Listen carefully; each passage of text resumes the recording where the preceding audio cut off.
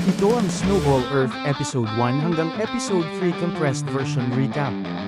Pwede ninyong piliin kung anong episode ang gusto ninyong panoorin gamit ang timestamp sa channel. Nagsimula ang kwento ng unang beses na salakayin ng isang intergalactic kaiju ang Earth. Pero sa kasamaang palad, simula pa lang pala yun. Sunod-sunod na dumating ang mga kaiju na gustong burahin ang sangkatauhan. Para labanan ang ganitong kalaking banta, pinagsama-sama ng iba't ibang bansa ang kanilang pinakamahusay na tao at teknolohiya, at binuo ang Anti-Kaiju Defense Force na tinawag na ERD. Nagkaroon man sila ng ilang tagumpay, napakalaki pa rin ang pinsala at tila walang katapusan ang digmaan, hanggang sa lumitaw ang isang batang tagapagligtas. Ang ating bida ay si Tatsuo, isang mahiyain na bata na mas gustong umiwas kaysa makihalubilo. Isang araw, napadpad siya sa isang robot na tumatangging mag-selfie-destruct. Ipinaglalaban nito ang karapatan nitong mabuhay bilang isang robot. Dumating ang lead researcher na si Kojika, na balak gamitin ang robot bilang isang autonomous bomb laban sa kaiju, isang imbensyong magliligtas ng buhay ng tao, pero kapalit ang pagsasakripisyo ng robot. Habang nag-uusap sila, biglang tumunog ang alarma, umaatake na naman ang mga kaiju. Nagsitakbuhan ang mga researcher, pero nanatili si Tatsuo. Nandoon din si Kojika, na gustong subukan ng bagong robot na tinawag na Snowman. Pero bigla siyang nabigla nang malaman na may sumakay na sa Snowman, ang sarili niyang anak. Sa loob ng robot, si Tatsuo ay tahimik na pinag-aaralan ang manual at kinokontrol ang sistema. Nagpanik ang Snowman dahil hindi niya maintindihan ang nangyayari at pinipigilan si Tatsuo, dahil delikado ito at pwede siyang sumabog.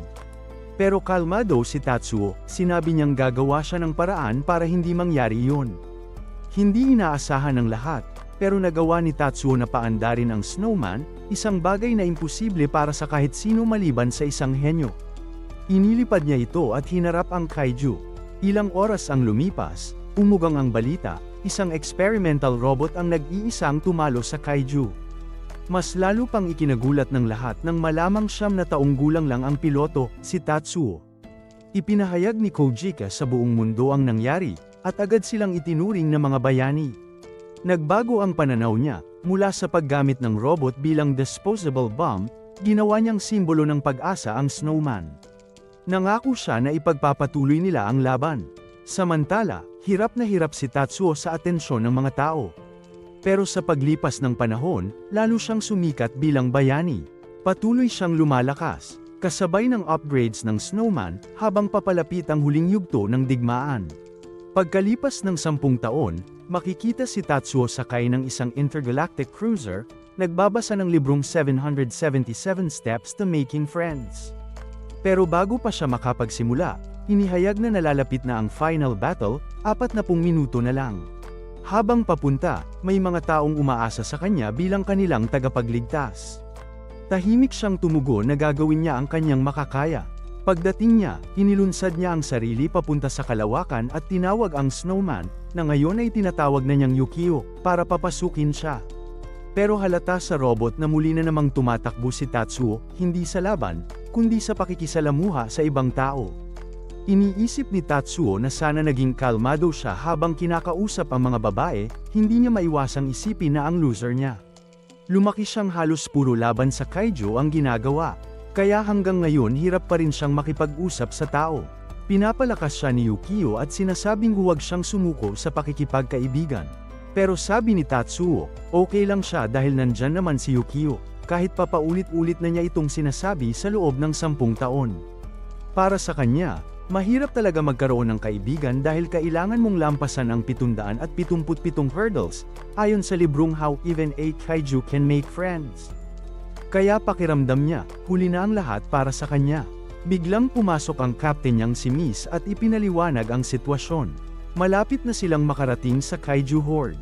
Kapag nagsimula ang enkwentro, hihiwalay si Tatsuo sa barko habang didiretso naman ito sa gitna ng kalaban.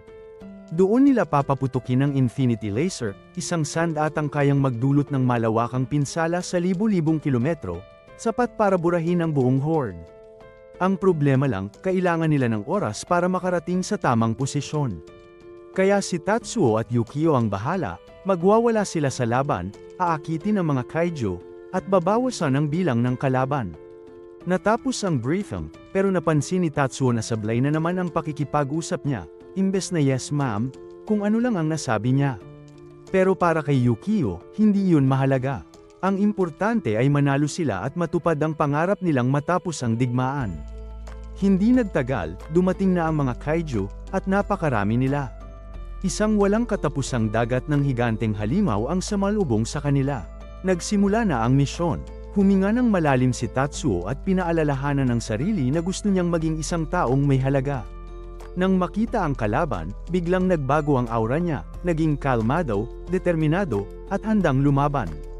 Inactivate niya ang kanyang Seven Sword style, at sa isang bagsak pa lang, sunod-sunod na kaiju ang napabagsak.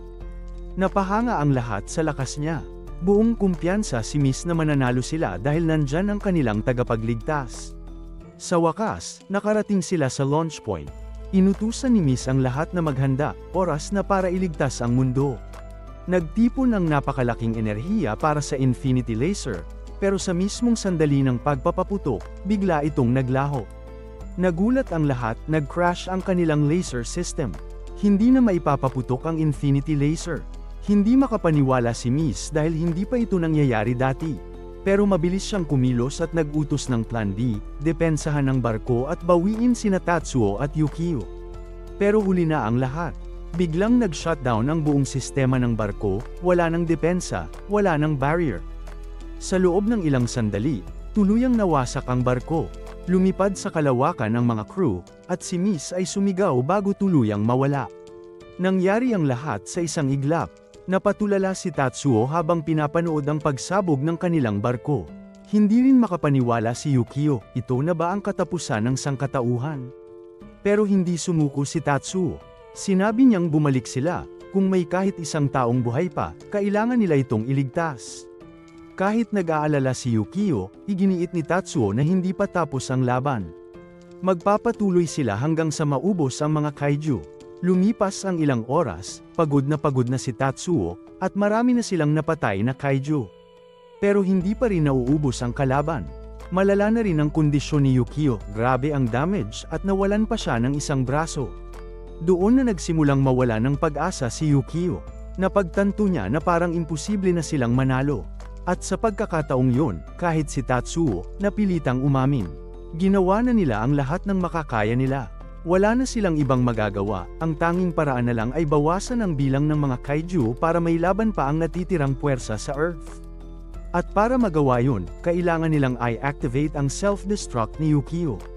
Ayaw na ayaw ito ni Tatsuo, dahil nangako siya na hinding-hindi niya hahayaang mangyari yun. Pero sa sitwasyon nila ngayon, wala na silang ibang choice. Nagkaintindihan sila, tahimik na sinabi ni Tatsuo, oras na para iligtas nila ang mundo, magkasama. Hinahanap na niya ang command para sa self-destruct. At kahit wala siyang naging human friend, okay lang sa kanya, dahil kasama niya si Yukio. Napatigil si Yukio, tinanong niya kung wala ba talagang pagsisisi si Tatsuo. Hindi sigurado si Tatsuo, naalala niya ang buong buhay niya, kung paano niya ginugol ang lahat ng oras sa pakikipaglaban sa mga kaiju. Kaya sinabi niya kay Yukio, okay na siya. Nagpasalamat siya, dahil nanatili si Yukio sa tabi niya sa loob ng maraming taon. At si Yukio naman, nagpasalamat din, dahil hindi lang siya itinuring ni Tatsuo bilang isang bomba, kundi binigyan pa siya ng pangalan.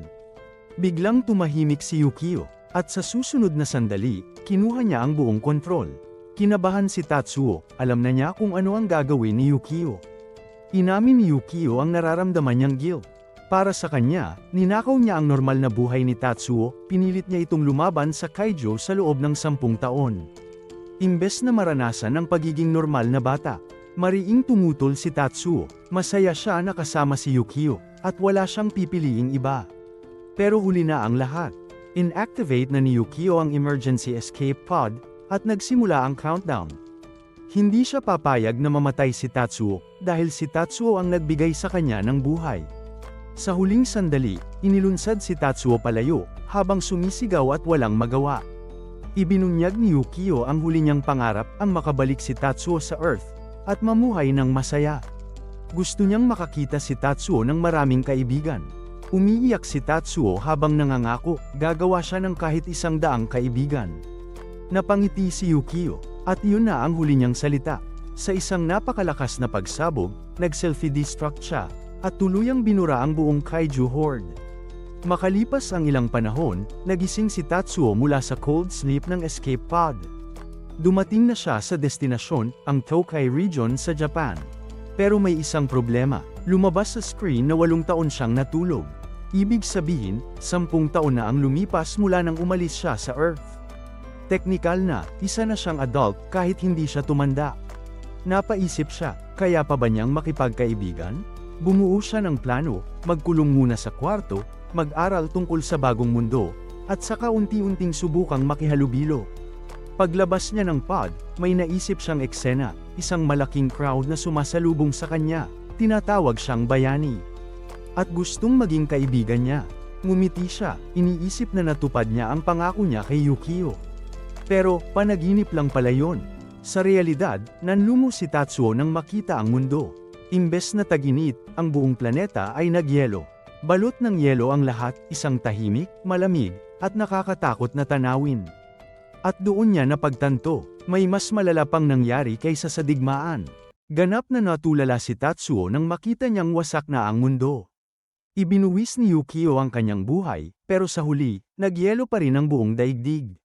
May munting pag-asa pa ring sumagi sa isip niya. Paano kung ang lungsod na ito lang ang naapektuhan? Agad siyang nagmadaling bumalik sa loob ng pod. Umaasang ligtas pa ang Japan at ang iba pang bahagi ng mundo. Pero nang tingnan niya ang mga log na naitala ng escape pod, tuluyan siyang kinilabutan. Ang buong planeta ay nababalot ng yelo. Hindi niya maintindihan kung paano ito nangyari. Wala ring kahit anong palatandaan ng buhay. Kaya napaisip siya kung tuluyan ang nabura ang buong sibilisasyon. Naalala ni Tatsuo ang pangako niya kay Yukio, na gagawa siya ng mga kaibigan. Pero paano yun mangyayari kung wala ng tao? Sa loob ng 22 oras, nanatili siyang nakatulala at lugmok sa lungkot, hanggang sa unti-unti niyang naramdaman ang gutom. Bigla niyang narinig ang boses ni Yukio, ngunit recording lamang pala yon.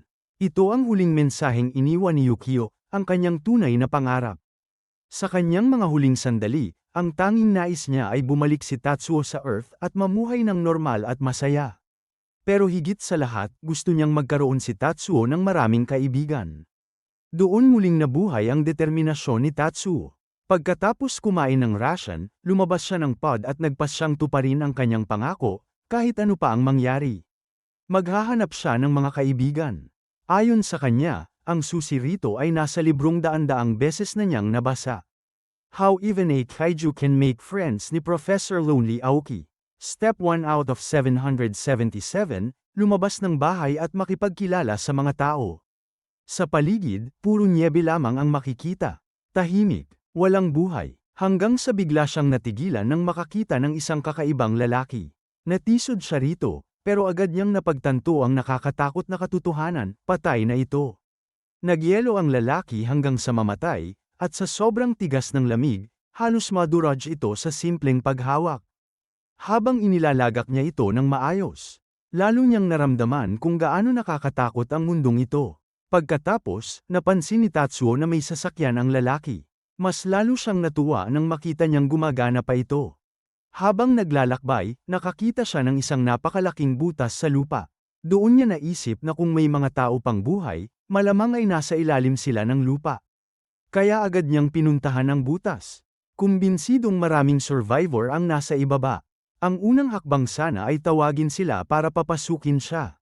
Pero dito siya pinangunahan ng kanyang matinding pagiging antisocial. Habang iniisip niya ang sarili niyang kabiguan, biglang may isang dambuhalang nilalang na lumitaw sa likuran niya. Isang kaiju. Napatakbo si Tatsuo sa takot. Hindi siya makapaniwalang may mga kaiju pa ring buhay. Mabilis siyang bumaba sa malaking butas. Pagdating sa ibaba, nabigla siya sa kanyang nakita. Ito ang Earth na dati niyang kilala. Ang kanyang tahanan. Pero ngayon, isa na lamang itong nagyelong bangungot. Muntik na siyang mawalan muli ng pag-asa, ngunit naalala niya ang pangako kay Yukio.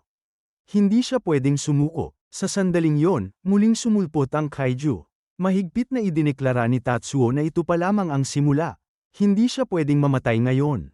Diretso niyang sinugod ang halimaw gamit ang excavator at ginamit ang shovel nito para hindi siya malamon. Habang lumalaban, mabilis niyang inaral ang galaw ng kaiju. Gusto siya nitong lamunin, habang ang tanging sandata niya ay ang maliit na shovel. Sa kabutihang palad, diretsahan ang mga atake ng halimaw, kaya nagagawa niya itong iwasan. Ang problema lang, wala siyang paraan para makaganti. Pinakalma niya ang sarili at pinaalala ang bagay na lagi niyang ginagawa noon. Gamitin ang lahat ng nasa paligid at gumawa ng paraan para manalo. Patuloy ang walang humpay na pag-atake ng kaiju, at unti-unting nasisira ang excavator. Sa gitna ng laban, tuluyang nabali ang shovel.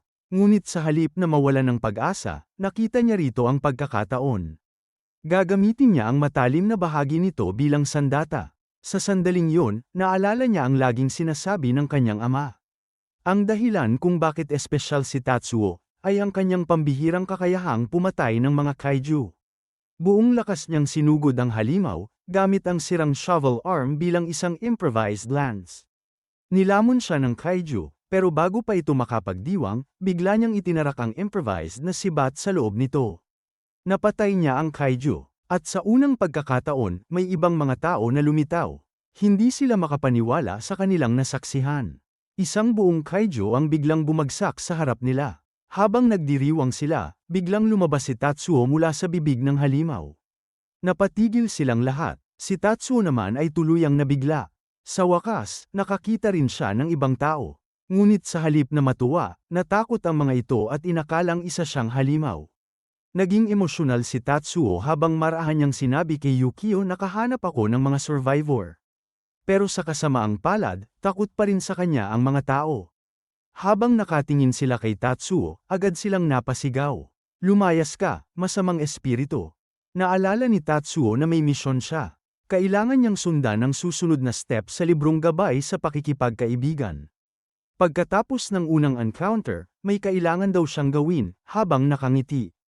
Hindi niya lang maalala kung ano mismo yon. Wala nang oras para mag-isip, kaya ngumiti na lang siya sa kanila. Pero imbes na gamaan ang sitwasyon, lalo lang itong lumala. Dahil sa sobrang awkward at nakakatakot niyang ngiti, lalo silang natakot. Tinawag pa siya ng iba na creepy. Sa malas ni Tatsuo, ubus na rin ang lakas niya. At sa sobrang pagod, tuluyan siyang nawala ng malay. Pagkagising niya, bigla niyang naalala ang step 2. Ipakilala ang sarili. Napansin ni Tatsuo na nasa loob siya ng isang kuweba ng yelo. Nagtaka siya kung saan napunta ang mga taong nakita niya kanina. Ngunit maya-maya, nabigla siya nang makita na mas marami na silang tao ngayon. Napakarami nila, at lahat sila ay abalang-abala sa pagkatay at paghimay sa katawan ng kaiju. Lalong tumibay ang loob ni Tatsuo. Gagawin niyang kaibigan ang lahat ng taong ito. Pero doon niya napansin, nakagapos pala siya. Sa halip na mataranta, kalmado lang siya. Ilang beses na raw siyang na-dislocate ang mga braso noon habang pinapilot si Yukio. Samantala, masayang nagdiriwang ang mga tao sa pagkakakuha nila ng kaiju. Tuwa na tuwa ang lahat dahil napakalaking resource nito para sa kanilang pamumuhay. Pero alam ni Ao na hindi niya maaaring akuin ang kredito. Sinabihan siya ni Nashimura na huwag mag-alala. Hindi na lang daw niya isasama sa report kung sino talaga ang nakahanap sa kaiju. Idinagdag pa niya na si Ao ang kanilang ace. Ayon sa mga nakatatanda, kung malaman nilang palihim siyang lumalabas gabi-gabi para galugarin ang pugad ng mga kaiju, siguradong magwawala ang mga ito. Ngunit ngumiti lang si Ao at sinabing gagawin pa rin niya ang gusto niya. Si Nashimura rin pala ang nakakita sa kanya noong bata pa siya, kaya hindi niya maiwasang ma-emotional sa laki ng ipinagbago nito. Biglang tumakbo sina Maki at ang iba pa para ibalita kay Ao na nakatakas na ang lalaking kanilang tinali. Samantala, si Tatsuo ay abalang pinagmamasdan ang mga tao habang hinihimay nila ang kaiju. Hindi nagtagal, napagtanto niya kung paano sila nakaligtas. Dahil nagyelo na ang buong mundo, ginagamit nila ang mga kaiju bilang pangunahing pinagkukunan ng resources. Pagkain, materyales, panggatong, lahat. Napahanga siya sa kanilang kakayahang mabuhay sa ganitong klase ng mundo. Biglang napansin ni Tatsuo ang isang batang naglalaro gamit ang maliit na laruan ni Yukio. Ngunit agad itong tumakbo palayo habang tinatawag siyang weirdo. Pero sa sandaling yun, isang malaking tipak ng yelo ang muntik nang bumagsak sa bata. Agad kumilos si Tatsuo. Tumakbo siya para iligtas ito, pero mabilis niyang na-realize na hindi siya aabot sa oras. Sa huling sandali, nakakita siya ng mahabang poste at mabilis niya itong ginamit para maitulak palayo ang bata mula sa pagbagsak ng yelo. Eksaktong oras. Dumating ang ama ng bata at agad itong pinagalitan. Ilang beses na raw niyang sinabing huwag maglaro sa ilalim ng mga yelong nakausli. May ibang lalaking nakakita sa nangyari at agad nilang pinasalamatan si Tatsuo sa pagliligtas sa bata.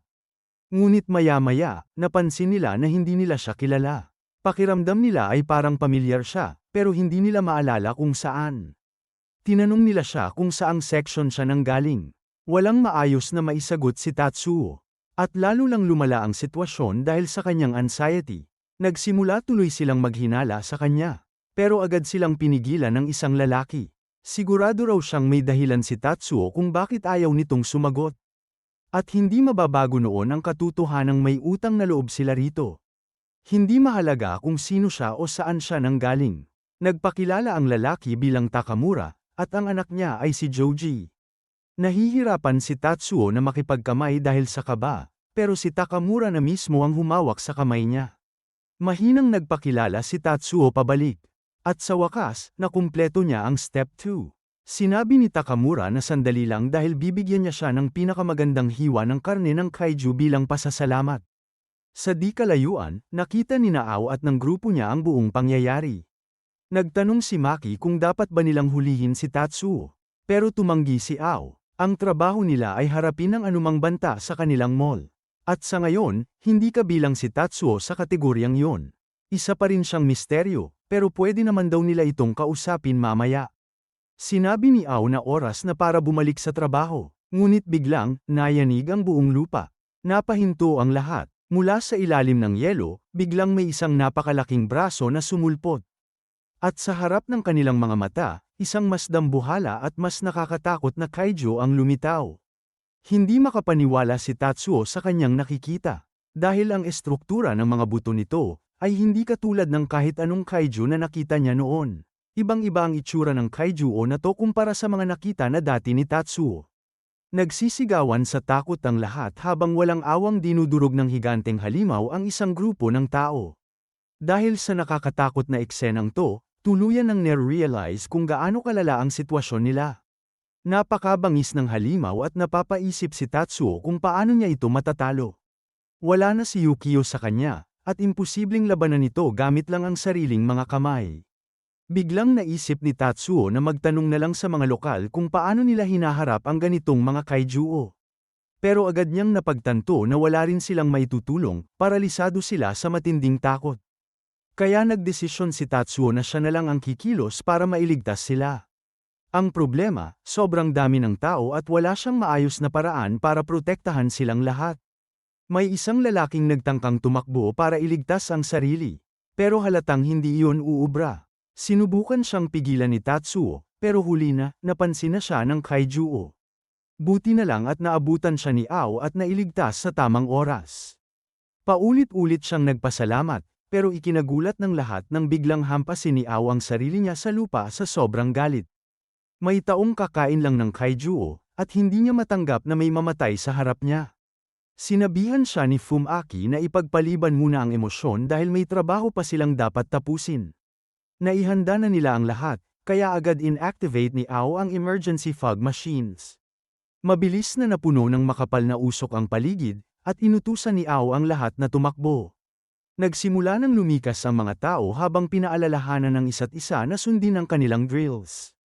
Namangha si Tetsuo dahil isang utos lang, sabay-sabay na silang tumakbo paakyat. Nakahinga siya ng maluwag dahil mukhang magiging ligtas ang lahat. Pero napansin niyang may kakaibang ginagawa ang kaiju, parang nag-iipon ito ng lakas. Ramdam ni Tatsuo na may masamang mangyayari. Dahil sa karanasan niya bilang tagapagligtas na nakapatay na ng napakaraming kaiju, alam niyang paparating ang isang nakamamatay na pag-atake.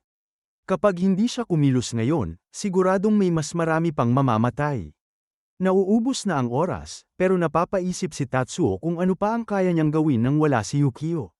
Biglang sumigaw si Takimura na tumakbo na siya at sumama sa kanila. Nag-aalala ang lahat at hinihikayat siyang iligtas ang sarili. Naalala ni Tatsuo kung paano sila unti-unting naging magkaibigan, at doon niya naintindihan kung ano ang dapat niyang gawin. Sa halip na tumakas, diretso siyang tumakbo sa kabaligtarang direksyon. Nilagpasan niya ang Kaijuo, umaasang makukuha ang atensyon nito palayo sa iba. Sumigaw si Takimura na huminto siya, pero nagawa na ni Tatsuo ang plano niya, nasa kanya na ang buong atensyon ng halimaw.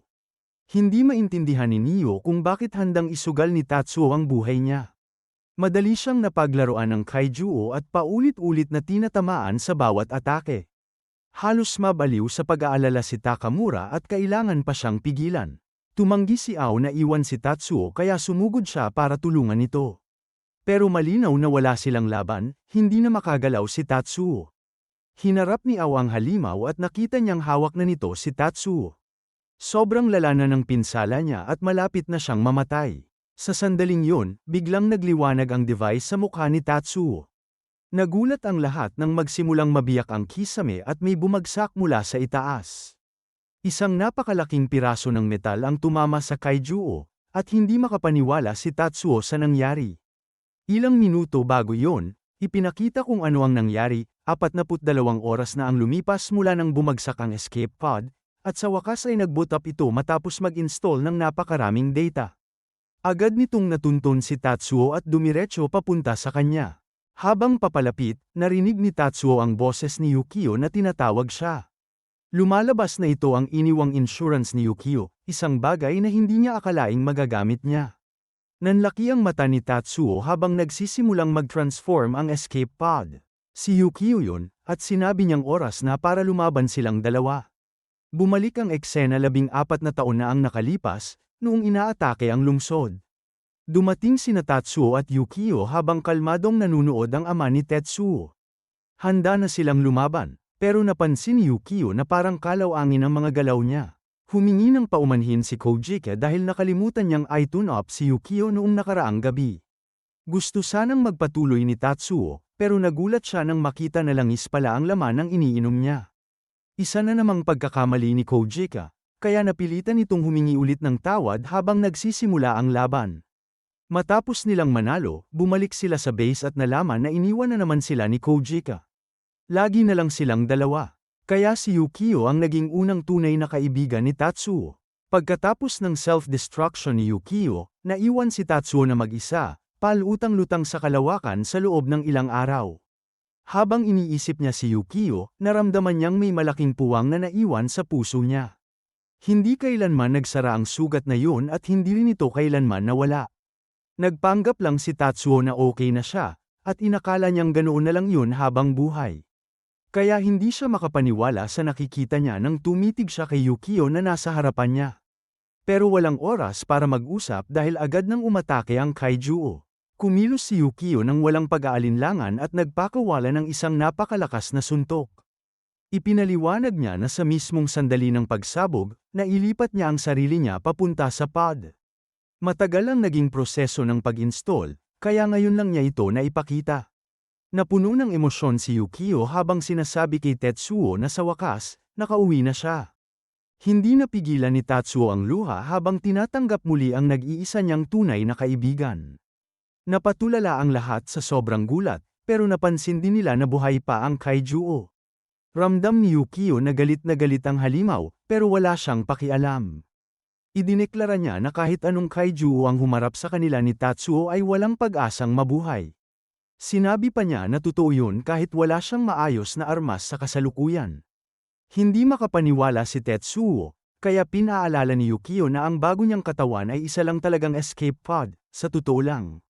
Mas mababa pa ang specs nito kumpara sa prototype. Napaisip si Tatsuo kung paano sila lalaban, pero ngumiti si Yukio at sinabing magiging maayos ang lahat dahil magkasama na ulit sila bilang team. Parang bumalik lang sa dati habang sinasabihan ni Tatsuo si Yukio na sobra na naman ang pagiging optimistic nito. Patuloy na nakatingin ang mga lokal, hindi makapaniwala dahil parang kinakausap ni Tatsuo ang robot. Medyo lumalapit na sila, kaya napilitan si Ao na paalalahanan sila kung gaano kapanganib ang Kaijuo.